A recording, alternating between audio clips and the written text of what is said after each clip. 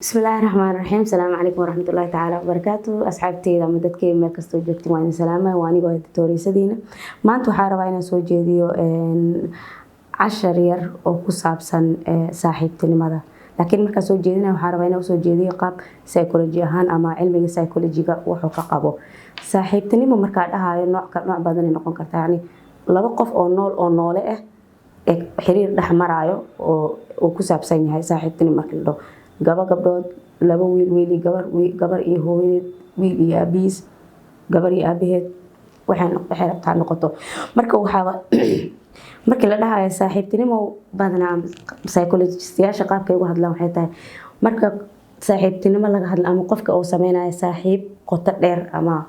xiriir wada dheer oo kalsooni dheer ay ka dhaxayso waxay ka mid tahay inuu si fiican u bartay ama uu yaqaano nooc ka mid ah xirfadaha nolosha يعني مر والبو حاواتين هورتا نولاشا markii lagu nool yahay xirfado iyo qaabab loo noolaadee leedahay oo mujtamac loo la xiriiro markii aan ka hadlayno dhankan saaxiibtinimada waxa waaye skill kamid ah ama xirfad kamid ah oo aad uga guuleysatay ama aad ka lib gaartay nolosha aad ku nooshahay inta aad nooshahay waxa kale oo dhahaan ama runta kale oo jirta ay tahay yani markii aad leedahay saaxiib qoto dheer waxa ka hadlay xitaa saaxiib qoto dheer yani oo aad isku dhowdihiin marka aad leedahay waxay ku leeyihiin dareen oo caafimaad qaba leedahay yani niyadaada ama inner peace wax la dhahay ama yani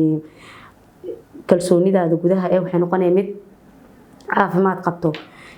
okay waxa kale oo jirta yani waxa ku kordhayo kalsooni maxaa keenaya marka kalsoonida waxa keenayso qofkan saaxiibka ah aad isku dhowdihiin waa saaxiibada tihiin oo qoto dheer oo aad isku aaminsan tihiin waxa ku fududaanayso inaad wax badan u sheegatid so waxaas badan aad sheegaysid ama emotion badan aad cadeynaysid shucuur badan aad cadeynaysid waxay keenaysaa in adiga aad tahay wax qof cabiri karo wax niyadiisa ku jiro yani cabursanaad way ka yara dagay qofkan saaxiibka ku ama la saaxiib tahay wuxuu ku sahlayaa inaad u cabirtid wax kasto dareenkaaga ah waxa aad u xanaaqsan tahay waxa aad u faraxsan tahay hadaa oo hin rabtid hadaa talaqa qasan tahay wax ku qaas oo asaga la wadaagi kartid marka kalsoonida waxa keenayo waxa waaye awoodda nafsadaada ee u yeelanayso inay wax tacbiiriso yani iyada iska hadasho dhinac kale waxay noqonaysaa waxa awood u yeelanay qof kale culeyskiisa inuu adiga culeyskaaga noqdo yani waxa ku sahlanaanay inaad qof kale sare u qaadid yani qof kale inaad dhageysatid inuu lahaansha imaani adigani waa si niyad ah u hadlee adigani si niyad ah lagu hadlaa qofkii kale waxa iska saaraysaa mas'uuliyad wala fikiraysaa waa dhageysanaysaa waqtiga siinaysaa farxada isla qaadanaysiin muruga isla qaadanaysiin marka kalsoonidii ah qofkaas isku qabteen waxay kale ku dhalinay kalsooni kale oo la xiriirto oo ah in awood u leedahay nolosha waxyaabo kale is indirect ah kalsoonidu kor kugu soo qaadnay waxa kale oo dareemaysaa ama yeelanaysaa in aad leedahay background waxa ka hadlooyo waxay tahay waxa keenayo oo isku xiraayo in kalsooni nolosha u yeelatid iyo saaxiibtinimada wax isku xiraayo kalsooni kale waxa ku soo dhacay ina background leedahay yani haday wax ka halaabaan meel u la laabatid in jirto yani qof aad ugu kalsoon tahay oo u la laabanaysid yani oo ama whatever hadii la weyn yahay financial problem ha ahaato hadii kale oo la yar yahay dhibaatooyin yar oo nolosha soo wajaha ahaato qof maanta markii dib aad aragtid meel u laabatid aan leedahay soo hadaa leedahay meel u laabatid waxa ka yaraanay fikirka iyo kalinimada waxyaabaha ku waxa jaanis u helaysaa nafsadaada automatically ama unconscious kaaga in kalsoonidii aan nolosha ku qabtay ee kor u kacdo mid kale oo leedahay farxad ziyaado ah yani in markaas oo aad faraxsan tahay hatta ina qofkan kale ku dhigi kartid waxa naqsana marka saaxiibka hadlaayaan iyo psychologist aniga amal horta dadka intay iimaadaan way la hadlaan laakiin tafaaculka saaxiibtinimada ay sameynayso wadaagaas wada hadalkaas kaalmadaas oo automatically physical oo toos ku kaalmeynayo oo kula soconayo yani wax walba oo kula qabanayo ma ahan inay tahay midka psychologist oo qabanayo midkan waxay tahay warkaaga ku qarina oo ku hayna hadaa u baahan tahay ku siina intaas aad la joogtida isku koobantiin yani midka aniga dhankayga ka hadlay laakiin midkan saaxiibta saaxiibtinimada inta la nool yahay it's kind of lifetime waxa waaye wax kula soconayo oo kula jaan qaadayo markii la dhaho saaxiibtinimo waxa soo hoosgalaya wax tiro badan oo maanta cashar ahaan ama training ahaan ama muhiim wax yar ah inta ku sheegi karin sababtoo waxa ka hadlaa waxay tahay wax ku saabsan nolosha it's life yani hal skill on life nolosha skillkeeda kamid ah waxa ka hadlaa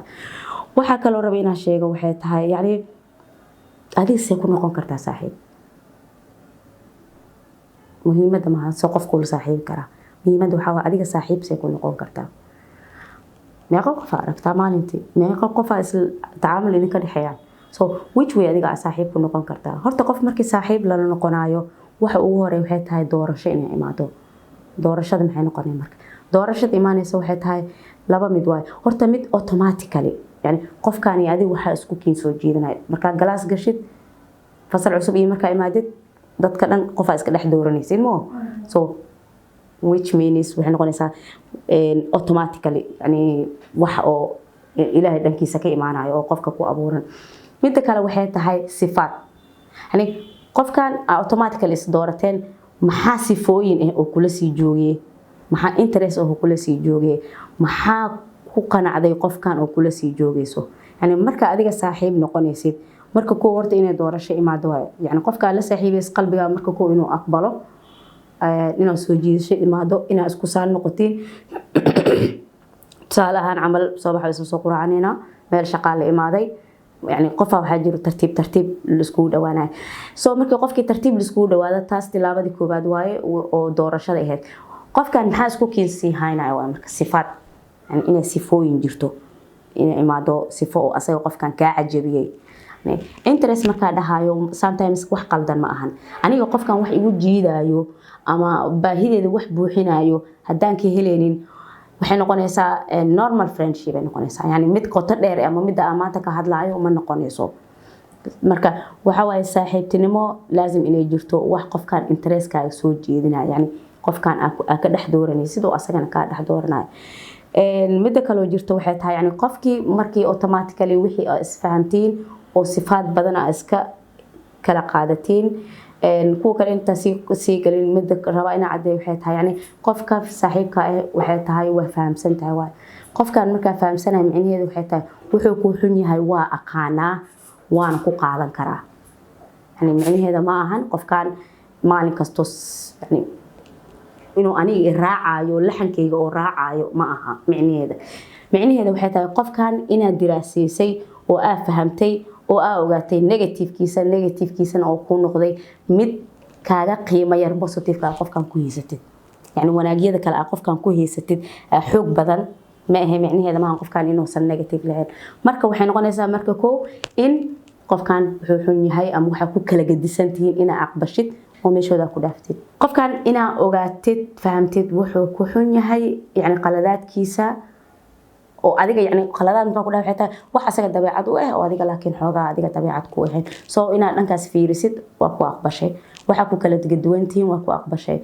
soo yani maanta aniga hadii oo qalin yani aanan qalinkan jecleen adigana aad jeceshahay macnaheedu ma aha ani adiga qalinkan dartiis ina ku kala tageen problemkeen qalinkan ma oo qalinkan meeshiisa ku dhaafeena adigana soo kugu jeeda aniga dhinaco igu jeeda laakiin saaxiib yani intaas waa la dhaafaa waxa la fiirinaa qofkan maxaa kale positive ah ku heystaa wanaagyada kale ku heystaa maxaa waay mii nugul yahay miga farxin karaa warkayga si fiican u dhageysan karaa waqti ma isiin karaa okay marka mid ka hadlaa xitaa gadigeeda yani qofkan ku faraxsanahay waqti ma siin karaa ma dhageysan karaa xumaantiisa muu adkeysan karaa يعني ساعني يكون قناع صاحب وحكي هذلونه ما هو aniga see ku noqdaa waa saaxiib waxa ku noqon kartaa qofkan aad dooratay marka koo doorashada soo sheegnay ka bacdi markii doorashadii waxaas dhan iyo la soo dhaafo in aad ku xijin kartid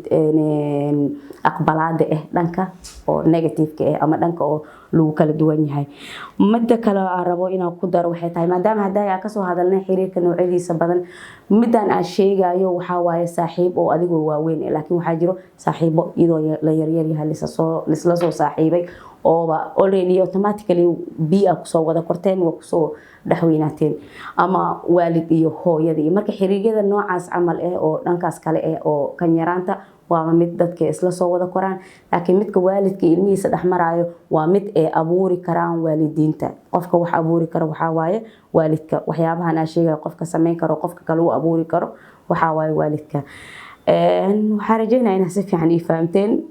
hadaan fahmin commenting su'aalo way igu soo weydiin kartiin aad u mahadsantiin assalaamu calaykum waraxmatullaahi wabarakaatuh